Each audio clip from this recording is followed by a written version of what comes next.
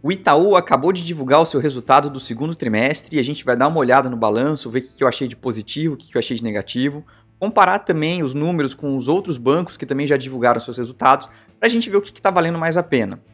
Meu nome é Leonardo Abud e essa é a Matriz dos Investimentos. Lembrando, pessoal, que isso não se trata de uma recomendação de investimentos.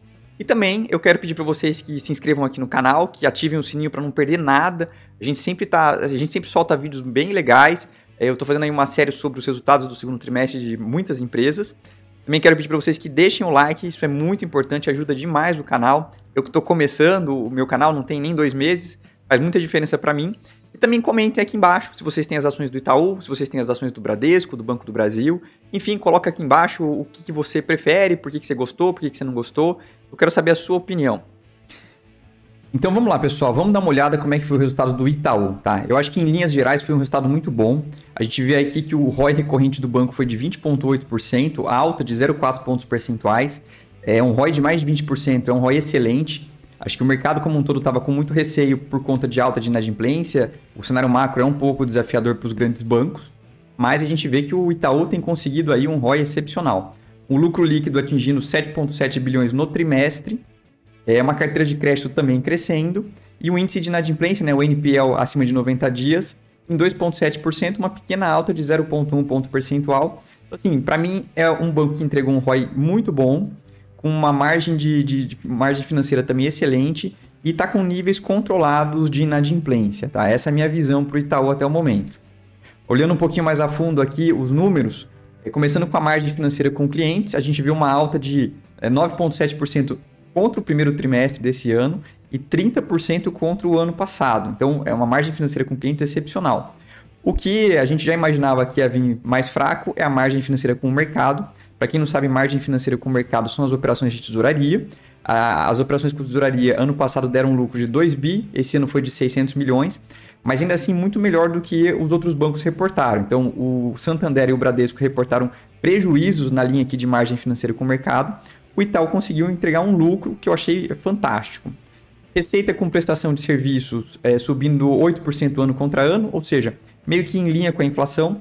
Eu acho que essa daqui é a grande linha que tá um pouco em xeque no longo prazo, né? Que são as receitas de anuidade com cartão, são as receitas de conta corrente, administração de recursos. Isso aqui eu acho que são o segmento dos bancões que está sendo mais atacado. Ainda assim, o Itaú conseguindo crescer aí próximo de inflação ano contra ano, tá? Custo do crédito subindo 60%, muito puxado por despesa de provisão para devedores duvidosos, né? A famosa PDD, uma alta de 60%. Então, a gente já imaginava que ia ter uma alta na PDD. Uma parte disso foi compensada com uma margem financeira com clientes maior, mas a gente percebe que o net, o saldo, foi, vamos dizer assim, negativo, porque a margem financeira com clientes subiu 30%, enquanto que a PDD subiu 60%. Ainda assim, o ROI do Itaú foi acima de 20%, o lucro líquido chegando em 7,7 bilhões no trimestre, uma alta de 17% ano contra ano. O que eu acho que chamou muita atenção também foi que o Itaú revisou o seu guidance, tá, para 2022. Então, antes eles tinham um guidance de carteira de crédito crescendo entre 9% e 12%, agora eles já falam entre 15,5% e 17,5%. No Brasil, eles colocam um crescimento de carteira de aproximadamente 20%, tá? Então, o ponto médio anterior era ali na casa dos 13% e foi agora para a casa dos 20%. Então, pelo jeito, eles estão bem otimistas com a economia brasileira para esse ano. Margem financeira com o mercado mantida. Então, eu acho que essa linha aqui é a que está mais complicada para os bancos. Com a abertura da curva de juros, muitos bancos sofreram nessa linha.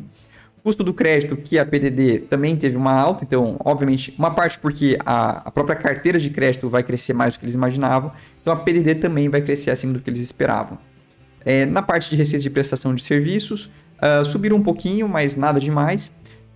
Despesa não decorrente de juros, eles mantiveram o guidance, eu acho que isso é um ponto positivo.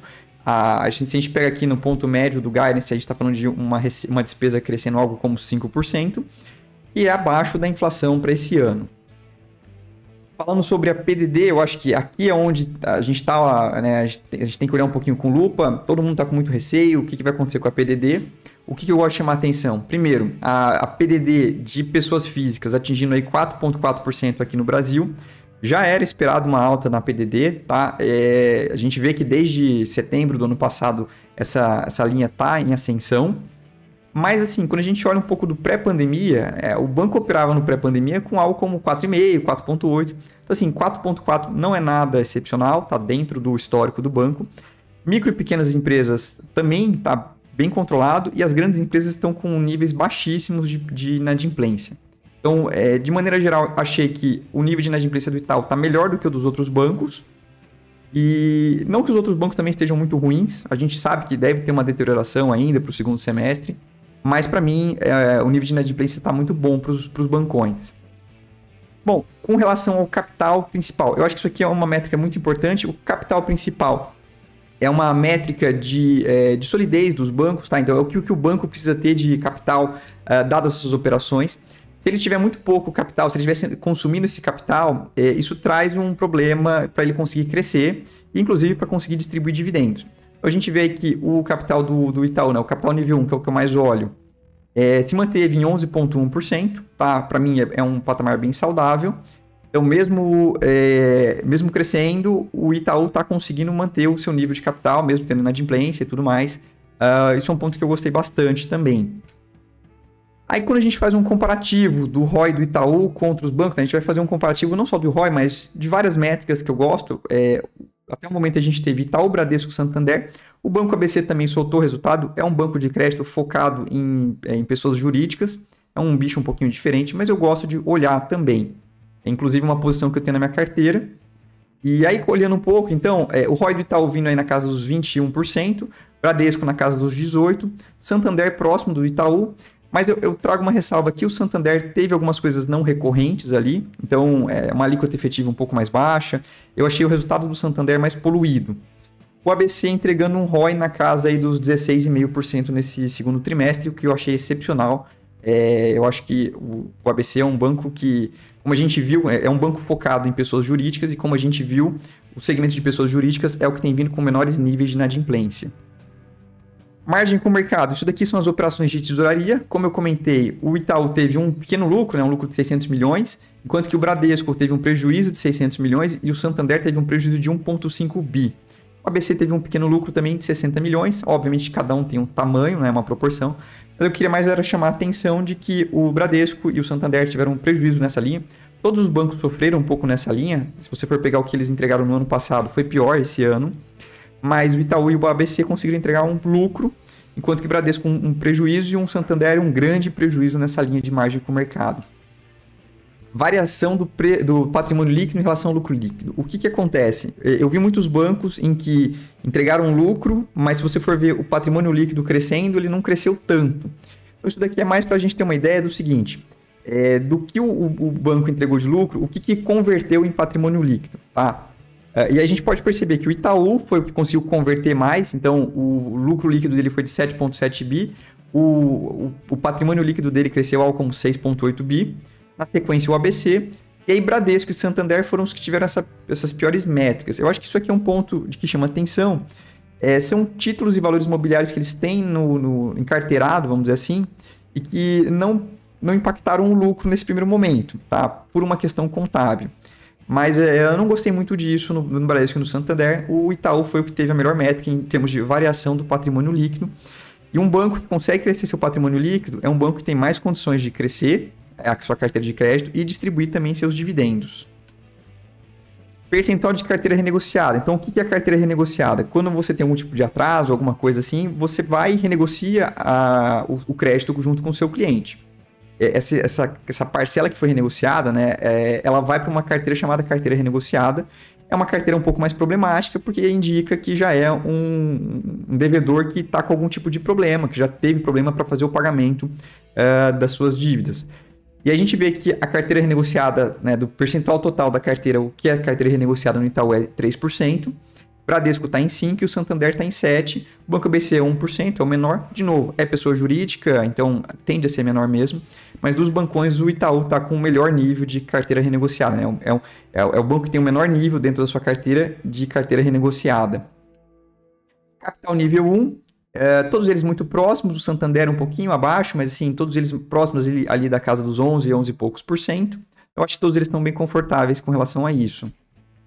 Índice de cobertura, todos eles caíram um pouco o índice de cobertura, com exceção do Banco ABC, que está aí na casa dos 600%, mas para mim não é uma coisa que vai se manter. O ABC teve um nível de atraso, né, de inadimplência muito baixo nesse segundo trimestre. Os outros bancos na casa aí dos 200%, tá, em linha com o histórico pré-pandemia, então também para mim aqui nada que me preocupe. Aí, aqui eu trago um pouco o que é o histórico do NPL. NPL é Non-Performing Loans, ou seja, é o percentual da carteira que está com atraso acima de 90 dias. Então, por exemplo, da carteira do ABC, ele tem mais ou menos 0,6% e está com atraso acima de 90 dias. E quando a gente olha um pouco do histórico dele, está um pouco abaixo até do histórico pré-pandêmico, tá? Dos outros bancos, a gente vê que todos eles estão subindo, né? Mas assim, ainda em níveis abaixo ou próximo do que era o pré-pandemia. Então a gente vê o Bradesco é o que teve o maior salto, eu acho que é o que mais descolou aqui em relação aos outros dois.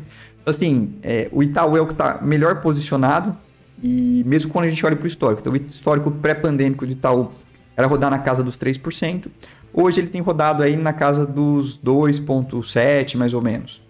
Então, para mim, como eu comentei, a gente olhando esses comparativos, fica bem claro que o Itaú conseguiu entregar os melhores resultados.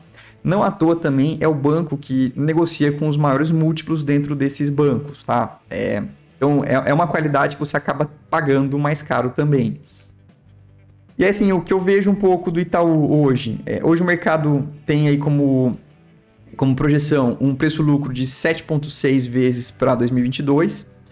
Podem perceber que não é um banco que deve pagar muitos dividendos nem neste ano nem no próximo ano. É um banco que tem feito investimentos, é um banco que tem buscado novas formas de rentabilizar o patrimônio, né, o capital do acionista. Apesar de não pagar tantos dividendos, eu acho que eles são muito bons alocadores de capital, têm feito movimentos certeiros. Tá? É para mim o melhor banco, sem dúvida. É o banco mais ágil dos bancões, é o banco mais capaz de se reinventar, como a gente viu com a compra da XP, como a gente viu agora com a compra de uma participação na Avenue. E também como a gente tem visto com o programa Ion do Itaú, que também eu acho que dos bancões é o programa aí que tem mais chance de dar certo. Com o novo guidance que eles soltaram, eu estimo que o preço-lucro deles para 2022 esteja mais na casa dos 7,4 vezes. Provavelmente a gente vai ver então uma revisão do mercado para o lucro para este ano, tá? Bom, pessoal, isso aqui é um pouquinho do que eu achei do resultado do Itaú. Achei um resultado muito bom. Lembrando para vocês que amanhã a gente tem live, né? Dia 10 de agosto, às 8 horas da noite, a gente tem a nossa live, então não percam. Espero que vocês tenham gostado aqui do vídeo e a gente se vê no próximo.